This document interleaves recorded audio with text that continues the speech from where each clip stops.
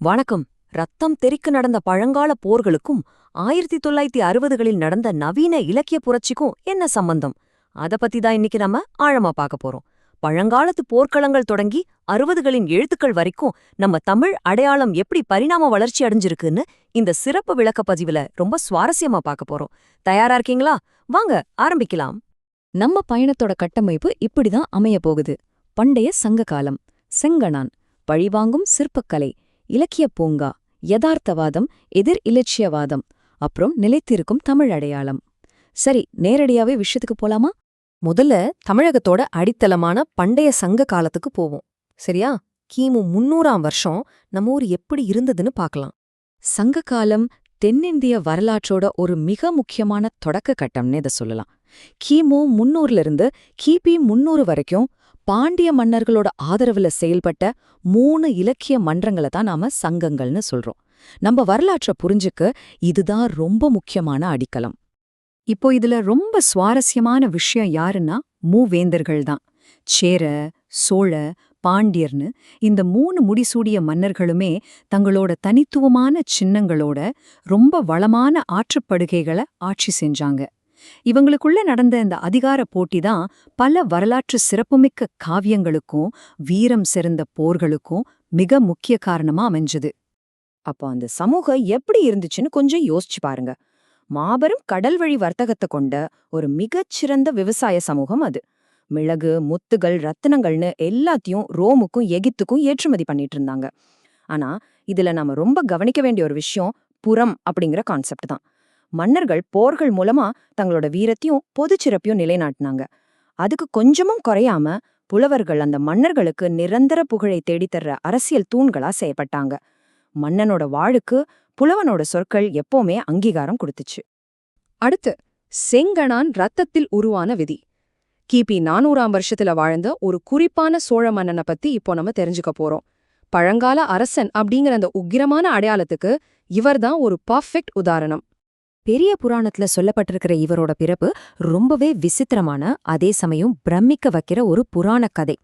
குழந்தை பிறக்க இன்னும் 2 நாளிகை, அதாவது 48 நிமிஷம் தாமதமானா அந்த பையன் உலகம் போற்றும் மகாத்தான மன்னனா வருவான்னு ஒரு ஜோதிடர் கணிக்கிறார். அதை கேட்ட உடனே ராணி கமலவதி என்ன செஞ்சாங்க தெரியுமா?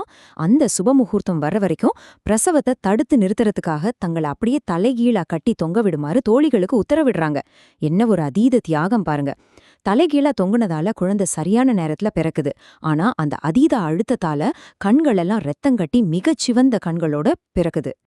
கோச்செங்கனானோ, அதாவது என் சிவந்த கண்களையுடைய குழந்தையோ, இதுதான் அந்த ராணி கமலவதி இறக்க போறப்ப சொன்ன அவளோட இறுதி வார்த்தைகள்.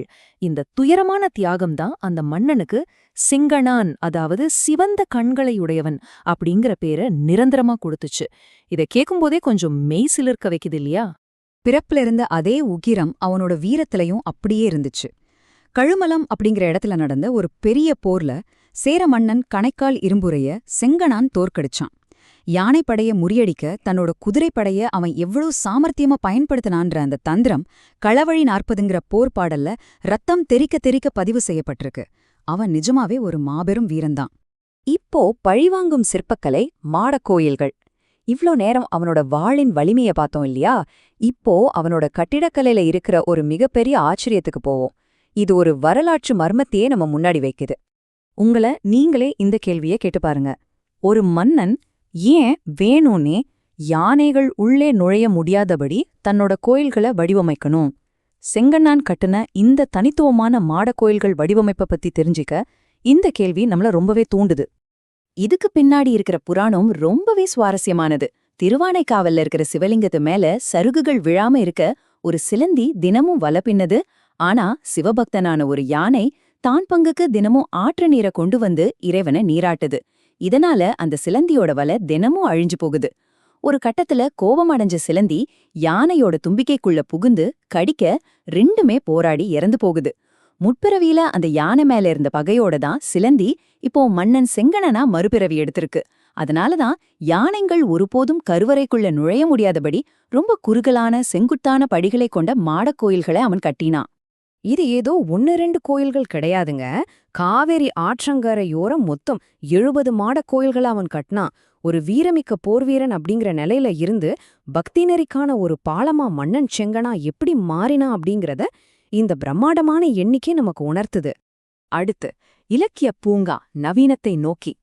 ரத்தம் தோய்ந்த அதிகாரத்தோட அடிப்படையில உருவான ஒரு கலாச்சாரம் அப்படியே ஒரு நவீன சமூக அரசியல் சிந்தனையா எப்படி மலர்ந்துச்சுன்னு இப்ப பார்க்கலாம். இந்த மாற்றம் நமக்கு ரொம்ப சிறப்பா எதை விளக்குதுன்னா, பழங்கால வாழ்ல இருந்து நவீன பேனா நோக்கிய அந்த பயணத்தை தான். செங்கனான் அப்படிங்கிறது புறம், வீரம், உடல் ரீதியான வெற்றியை குறிக்கிற ஒரு போர் சின்னம். ஆனா நவீன இலக்கியத்துல மலர் அப்படிங்கிறது அகம், அதாவது மனிதர்களோட அறிவுபூர்வமான விழிப்புணர்வு மற்றும் சமூக புரட்சியை குறிக்குது. இப்போ யதார்த்தவாதம் எதிர் இலட்சியவாதம், புத்தகங்களின் போர். நேரா 1960களுக்கு பயணிப்போம். இங்க போர்க்களங்கள் யானைகளுக்கிடையில நடக்கலங்க, வார இதழ்களோட பக்கங்களுக்கும் நாவல்களுக்கும் இடையில நடந்துச்சு. இப்போ இந்த 2 மாபெரும் படைப்புகளோட ஒப்பீடு ரொம்ப சுவாரஸ்யமானது. தோ. செல்வராஜ் எழுதின மலரும் சருகும், அப்புறம் நான் பார்த்தசாரதி எழுதின குறிஞ்சி மலர். ரெண்டுலயுமே மலர் அப்படிங்கிற வார்த்தை இருக்கு. ஆனா ஒன்னு மார்க்சிய யதார்த்தவாதத்தை பேசுது, இன்னொன்னு கலாச்சார இலட்சியவாதத்தை பேசுது. நவீன தமிழ் அடையாளத்தை இது ரெண்டும் எப்படி வரையறுக்குதுன்னு பாப்போம். முதல்ல மலரும் சருகும், இதுதான் தமிழ் இலக்கியத்தோட முதல் தலத் நாவல்னு கருதப்படுது. திருநெல்வேலியில நடந்த விவசாய போராட்டத்தோட பின்னணியில இது அமைக்கப்பட்டிருக்கு. இதுல வர்ற மலர் அப்படிங்கிறது விழுத்தெழும் விவசாயிகளோட போராட்ட குணத்தை குறிக்குது. சருகு அப்படிங்கிறது ஒடுக்குமுறைய கொண்ட பழைய நிலப்பிரபுத்துவத்தோட வீழ்ச்சிய குறிக்குது. மனிதனோட வாழ்க்கை எப்படி பொருளாதார போராட்டத்தோட ஆழமா இணைக்கப்பட்டிருக்கு அப்படிங்கறத தோ. செல்வராஜ் ரொம்பவே அழுத்தமான யதார்த்தத்தோட பதிவு செஞ்சிருக்கார். இதுக்கு நேர்மாறா குறிஞ்சி மலர் நாவல பாருங்க. கல்கி இதழ்ல தொடரா வெளிவந்த மாபெரும் வெற்றி படைப்பு இது. 12 வருஷத்துக்கு ஒருமுறை பூக்கிற குறிஞ்சி மலர அபூர்வமான உறுதியான அறநெறிக்கு அடையாளமா பார்த்தார் ஆசிரியர் நா. பார்த்தசாரதி. இதோட நாயகன் நடுத்தர வர்க்கத்தினோட கலாச்சார பெருமையின் அடையாளமா மாறினா. இந்த நாவலோட இலட்சியவாதம் 1960களோட இளைஞர்கள் மத்தியில மிகப்பெரிய தாக்கத்தை ஏற்படுத்துச்சு. இது பின்னாடி மு.க. ஸ்டாலின் நடிக்க ஒரு பிரபலமான தொலைக்காட்சி தொடராகவும் வந்துச்சுங்கிறது ரொம்ப சிறப்பான விஷயம். இதோ நம்ம பயணத்தோட இறுதி பகுதிக்கு வந்துட்டோம். நிலைத்திருக்கும் தமிழடையாளம், வாளிலிருந்து பேனாவுக்கு. இதுவரைக்கும் நாம பார்த்த வரலாற்று சக்கரத்தோட முழு வடிவத்தையும் இப்போ ஒன்னா இணைச்சு பார்ப்போம். பண்டைய காலத்துல சங்க புலவர்கள் செங்கனான் மாதிரி மன்னர்களோட போர்களையும் உடல் ரீதியான வெற்றிகளையும் நியாயப்படுத்தி புகழ் சேர்த்தாங்க. ஆனா நவீன நாவலாசிரியர்களும் தங்களோட எழுத்துக்கள் மூலமா மலர் தலைமுறையினரோட சித்தாந்த வெற்றிகளை வழிநடத்துறாங்க. யானைகளுக்கும் வாள்களுக்கும் பதிலா இப்போ அச்சு இயந்திரங்கள் வந்துடுச்சு. ஆனா சிறப்பை நோக்கிய அந்த தேடல் மட்டும் அன்றும் இன்றும் எப்பவுமே மாறவே இல்ல. சரி, உங்களை யோசிக்க வைக்கிற ஒரு கேள்வியோட இதை நம்ம நிறைவு செய்யலாம். நீங்க இன்னைக்கு பார்க்கிற நவீன கதைகள்ல, ஊடகங்கள்ல உங்களோட சொந்த கலாச்சாரத்தோட இந்த உக்கிரமான பழமையான அடையாளங்கள் எந்தெந்த வகையில ரகசியமா மலர்ந்துகிட்டு இருக்குன்னு என்னைக்காவது யோசிச்சு பார்த்திருக்கீங்களா? சற்றே சிந்திச்சு பாருங்க. இந்த சிறப்பு விளக்கப்பதிவு நிச்சயமா உங்களுக்கு பல புதிய தேடல்களை உருவாக்கியிருக்கும்னு நம்புறேன். மீண்டும் சந்திப்போம்.